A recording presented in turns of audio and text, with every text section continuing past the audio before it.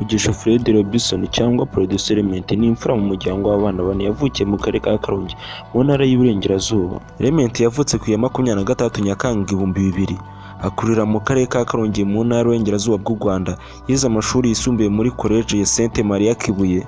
Nyuma yo kurangiza amashuri ategereje bya kaminuza, Element yinjiye mu buhanzi.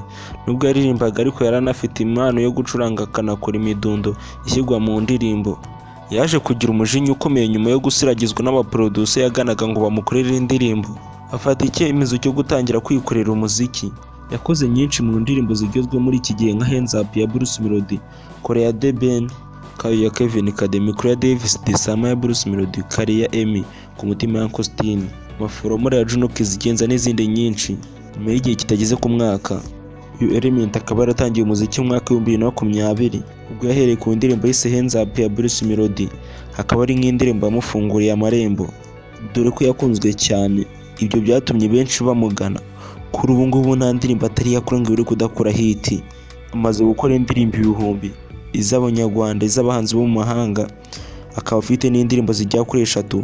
Iyo ni Fou de Toi, ni Kashe, ni Mirere. Izo ndirimbo kare 3 zimaze kurebwa n'abarenga 30 ku rubuga rwa YouTube. Izi ndirimbo kare 3 zamuhesheje gukora ibitaramo hanze, bimuzana amafaranga we na label ye 155M.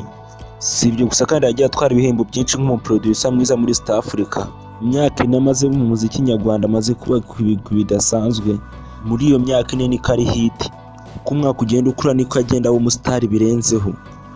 Ibihangano bye biriganwa ku zindi mbuga nkoranyambaga ngo dore ko n'indi njyana agiye gushyira hanze bise Afrogako, dore ko yihanganiyeho n'undi muntu ariko we ngazayerekana ko ari yabikoresheje mu bikorwa.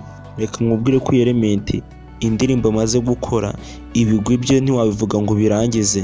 Mu myaka ine maze mu muziki, reka nkubwire ko East Africa amaze kuyifata, Afurika yose nakubwira, ndetse no mu mahanga amaze kumenyekana nk'umuhanzi mwiza.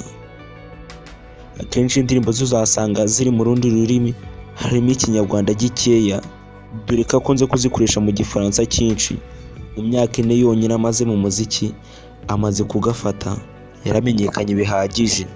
Ako kari agace k'ubuzima bw'uyu musore Element yanyuzemo kugira ngo agere mu muziki. Njyewe kugezweho nitwa Jean Paul TV Show. Nimba ari ubwa mbere ubonye ino video uzakora subscribe tujye tubana buri munsi. Kandi nayo nimba ukunda video zanjye uze kujya muri comment usigemo udutima. Bye bye, ndabakunda. Nibagiwe gukanda like.